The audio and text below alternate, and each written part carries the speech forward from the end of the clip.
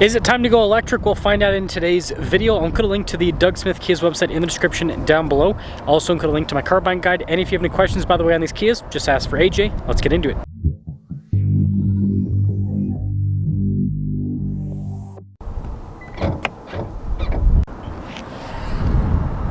As you can see, we have a front storage space, but no engine. 99.8 kilowatt hour battery pack, 280 miles of driving range, 379 horsepower, and then 516 pound-feet of torque. I'm trying to hit 500,000 subscribers before the end of the year. I'd really appreciate it if you'd help out with that. I will say this silver paint definitely pops on the EV9. Got this cool stacked headlight design there, and you guys can see there's kind of like a little bit of an element there in the grille too. And I guess I shouldn't say grille because it's not actually a grille because it's all closed off, but this does have a lot of nice premium painted elements on the front end. And I've noticed that with Kia and Hyundai where they make sure that everything has kind of a nice finish on their cars. Tire wheel setup is 285 by 45 by 21. You can see the wheels are completely blacked out and mostly closed off for aerodynamic efficiency. Giant blacked out fender flares here as well, and you see the bodywork continues that theme. And take a look at the side profile. This thing is actually very large. What's also large is the key fob here. Got the Kia logo there. You got your lock and unlock function, the opening for the hatch, and on the other side you've got your remote start function. You can see the opening for the frunk. Before we go over the cargo area, I do want to show you guys the little charge port. Kind of cool with the automatic opening and closing. Now in the cargo area itself, we do have a 12 volt, and I find this hilarious where you pull up a tab to close the rear. Now the third row is just manual with the raising and lowering function, but the second row, you can see you've got these buttons to lower it down, and then you do have an outlet here in the back. And space is similar to most 3-row crossovers, so this is not Tahoe sized. Press this and close her up.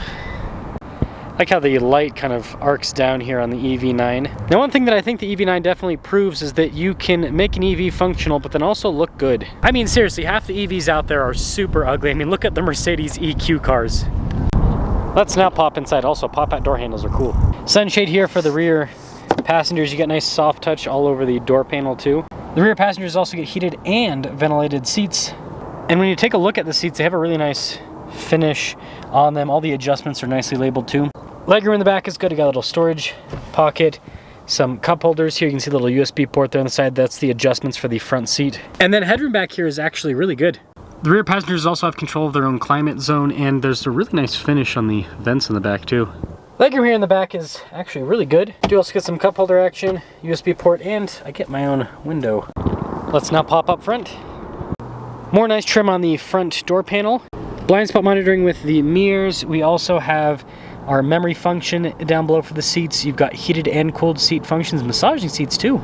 The mirrors do also power fold in, and kind of a nice feel on the controls. And then here is the front seat again, more nice trim. Power adjusts both lumbar support, even has thigh support. The passenger does get lumbar adjustments as well as the power adjustments too. Interesting location for a stop-start button. Two-tone theme with the steering wheel, Kia logo there front and center. At the bottom of the steering wheel, you've got your drive mode and terrain mode select. And then normal practical controls like your voice command controls, volume controls. On the left-hand side, your cruise control with your lane centering. There is paddles on the back for regen. Full digital gauge cluster that gives you all the information you need. I mean, especially your state of charge and how much range that equates to. And then this is where the drive modes, as well as the terrain modes, will pop up as if anyone's gonna take this in sand. Come on. This comes equipped with a 360 camera system and also has this nice exterior shot. So it's gonna make parking in this larger vehicle easy. And then as for the rest of the infotainment system, quick response time with the screen. And this thing that's cool is you have this little climate tab off to the side that's always accessible. Now there's not a lot of physical buttons in here, but we do have some for the climate controls, which is nice. Then also for the volume, and then there's kind of like haptic feedback buttons here on the dash. Now down below all of that, we've got some USB ports and a 12 volt. And there's this little storage cubby that's under the whole kind of like center console section. Also you can see the cup holders up top. There are shortcut buttons for stuff like your auto hold, hill descent. That's for the camera, your parking sensors, and that's your little fingerprint scanner. Because yes, you can make yourself into the key, which is kind of interesting. You do have a wireless phone charging pad here and a nice trim on the center console lid itself. This does have a camera rear view mirror, and then we have a regular sunroof, and it's kind of hard to see, but we do have a premium headliner too. So this is an EV9 GT line long range. Total MSRP is $74,315. Let's see how this EV9 performs. Time to set off in the EV9 with our fancy pop-out door handles. Now, if you take away the whole badge part of things, because I think a lot of people just look at the badge of this and then they don't, like, they're still sending out. Weird. Anyways, I'll say what's weird at the end of the video. Yeah, take away the badge, it's like, this is a nice car. Turn signal camera too, which is always a cool feature. You know, I think a lot of people, they go, oh, it's a Kia. It's too much money for a Kia. It's like, okay, fair enough, but also, this has a lot of nice features, and it's a big 3-row. Now, one downside. You can get most of what this offers in the Telluride at less money. And that is one thing to note about EV versus ICE, is EVs are still more expensive than their ICE counterparts. One thing I've noticed is Kia's kind of pulled back, like they're producing a ton of the Tellurides and they're doing a lot less of these EV9s because they understand demand. Now the regen with the paddle's pretty cool, so that's a level 3. That's like almost all I need.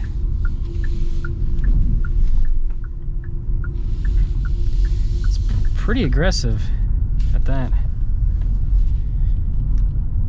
So let's do max, call iPedal. Oh yeah, you wouldn't even need to use the brakes unless, like, outside of an emergency situation. Now let's pop it into the sport mode here.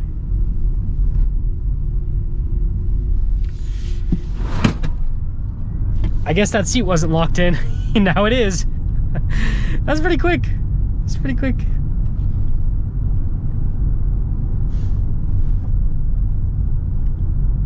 And now that seat's definitely locked in. That's funny.